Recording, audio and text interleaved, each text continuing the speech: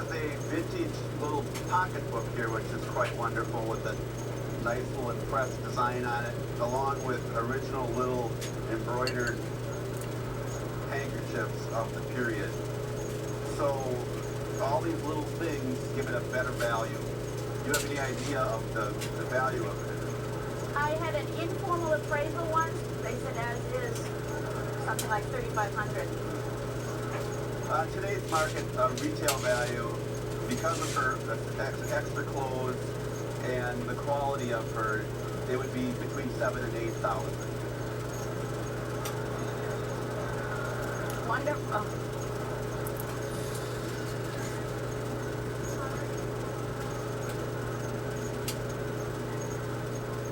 I got it about 50 years ago. Started up on the Hudson River, some of the antique shop. They had it appraised in '82, and they couldn't say whether it was 100 at that time, 100 years old chair or a 200-year-old chair. A lot of people call these corner chairs. Museum catalogs often refer to this as a roundabout chair, and some citations in the South call it a smoking chair. Now, we both know something about this chair that if I lift the seat up, we want to show everybody, okay? And what do we have there? It's a potty chair. It's a potty chair. Now, potty chairs tend to drop the value of anything. It tends to be worth a fraction of what the standard model is. So it's very important for us to look at this chair and decide when that piece of wood got in there, okay? A lot of times they had a skirt that would hide the pot. And what they would do then is cut the skirt off to make it a more appealing chair. So what I'm going to do is I'm going to tilt it up. And if you look here, you see these strips that are nailed in? You see these nails? These strips are slightly later. Not a lot, but just enough later that lets me know they put the body in later. And a lot of times somebody couldn't leave the bedroom, and so they took an existing chair and just turned it into a potty chair. The other more important thing is when I look at these rails, there's no evidence whatsoever that they cut the rail to trim something to hide the pot. So I'm very comfortable that it didn't start like a potty chair with a deeper skirt. So that, to me, that's very, very important. Let me turn it back here. The fact that they converted it later doesn't really affect value. I love the legs.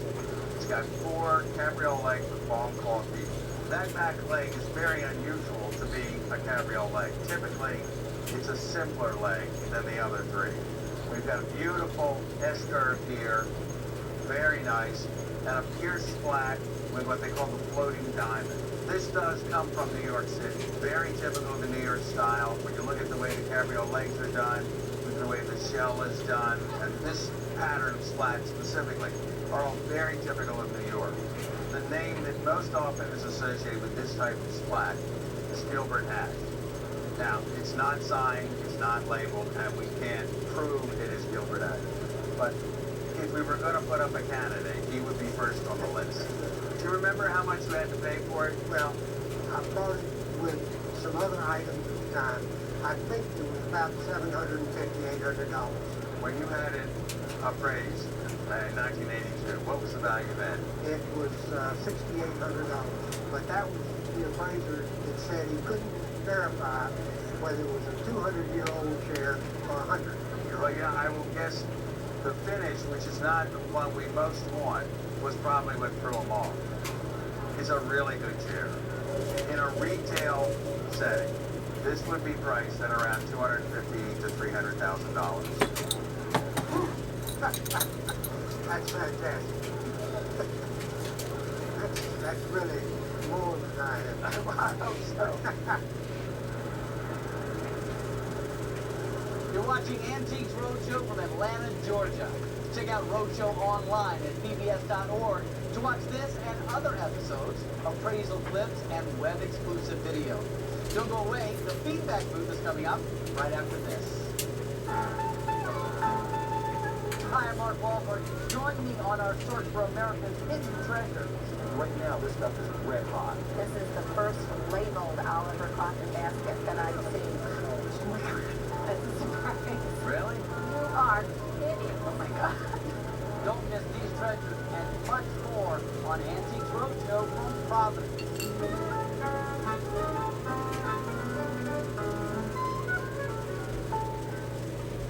Now, the people who make Antiques Roadshow possible. At Subaru, versatility and safety drive all our vehicle designs. Because however big, small, new, or old your cargo may be, it's all precious. Subaru, a proud sponsor of Antiques Roadshow. It's not about the things we have, but the memories we make with them. Liberty Mutual Insurance, proud sponsor of Antiques Roadshow. How does an investment manager stand the test of time? By taking a long view through all market cycles and keeping a close eye on risk. Franklin Templeton Investments, a solid approach to investing for over 60 years, gained from our perspective.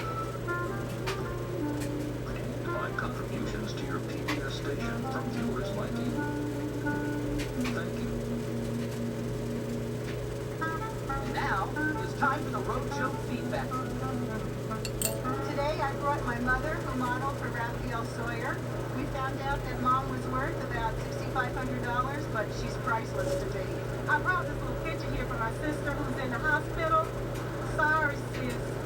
Not gonna be enough to pay your hospital bill. Maybe the copay. I brought a program that my grandfather gave to me that's been signed by Ty Cobb, and I found out it was worth $2,000. So thanks, Daddy Jack, and thanks, Antiques Roadshow. We had a great day. I came to the roadshow today to find out that my picture, which I dug out of a chicken coop in Washington State, is not worth a lot of money, but it's old, about 1780, 1790, and it's pretty, so I'm a happy camper. Found out today that I have a keen eye for buying mass-produced junk.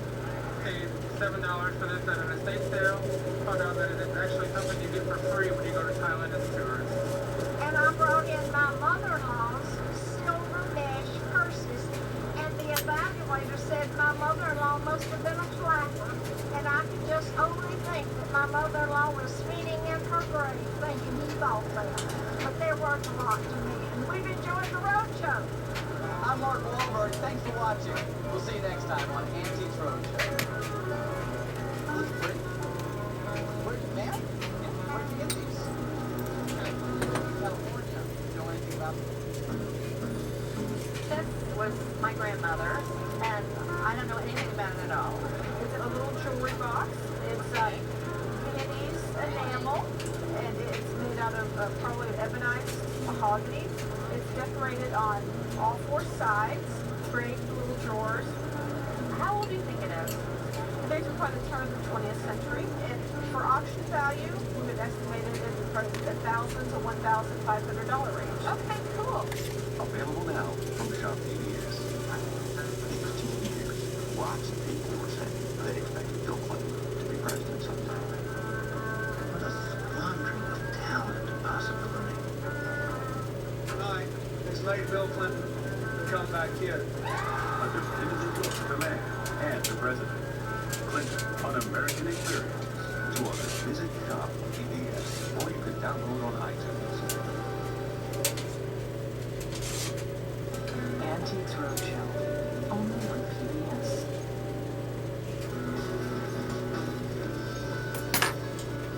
Support for Antiques Roadshow comes from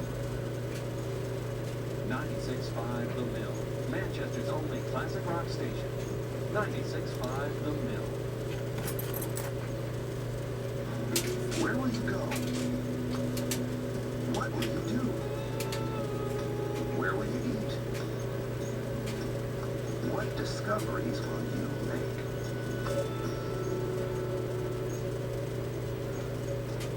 Coming up tonight on New Hampshire Public Television.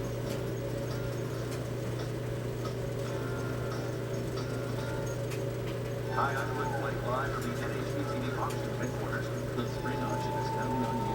Look what's up for bid. On 2012 Toyota Prius 5 Hybrid, donated by your New England Toyota dealer. Go golfing at 7 of New Hampshire's premier golf courses, donated by Golf Management Company. Get organized this spring. New California closets for Reed's Ferry Shed. Plan your next getaway with JetBlue Airways or a romantic escape at the Sugar Hill Inn. The NHPTV Spring Auction. You can't afford to miss it. From the roadways to the airways, our transportation systems make our lives possible. 60,000 vehicles will be through New York's bridges and tunnels in the next hour. But moving 300 million people is harder than you think. I think the freeways will get so slow, people will just decide it's not worth the grief. I'm Bill Quan. Find out what it takes to make us the most mobile people on Earth on America Revealed. Monday at 9 on NHPTV Prime. Hi, I'm Ken Burns. I count on NHPTV for everything. You count on us.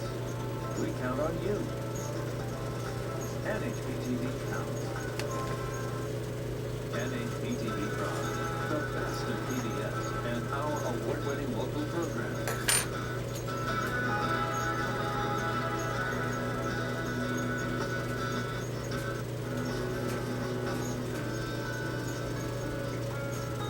Support for NOVA comes from the National Education Association of New Hampshire, shaping the future one student at a time. Foster's Daily Democrat, your morning newspaper, keeping you informed with the latest in local, regional, and national news, providing you with informative daily features, connecting you to jobs, real estate, and things for sale, and bringing you comics, games, puzzles, and our weekly showcase magazine. Foster's Daily Democrat, we're your morning newspaper.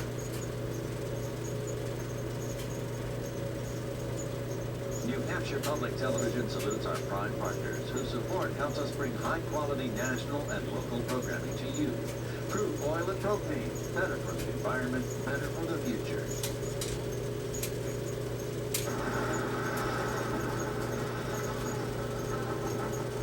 Disaster at sea. As terrifying as it is rare for millions of people on today's ocean cruises,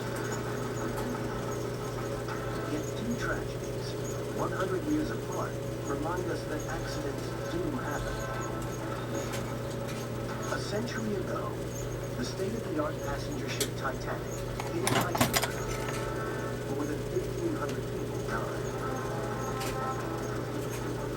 In 2012, the cruise ship Costa Concordia sank at the cost of 32 lives. Statistics show that cruises are reasonably safe. But with ships now carrying thousands of people, might another catastrophe be looming? NOVA examines cruise ship construction, design, and how captains are trained. All to understand why ships sink. Right now on NOVA.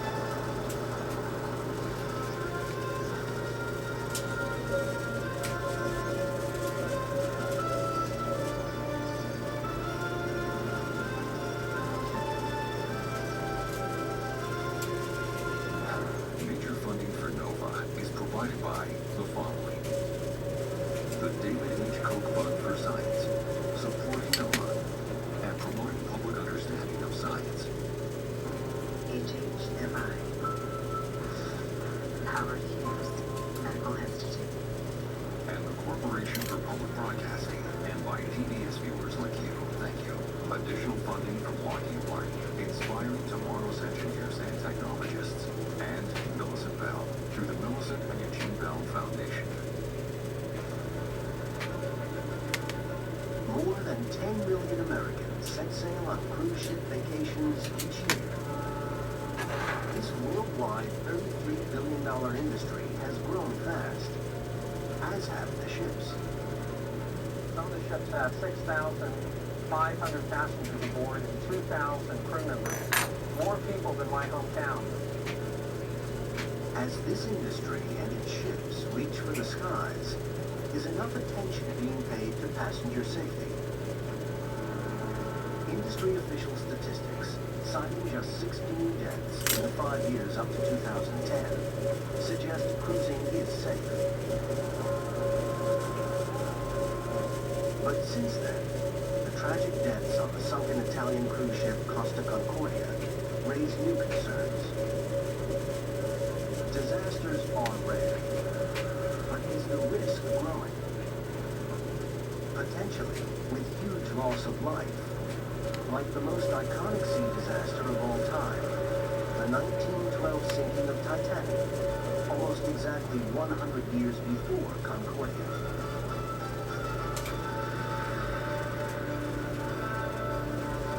The catastrophes, a century apart, reveal astonishing similarities. That raises the question, are the massive technological advances of the past 100 years enough to guarantee our safety at sea?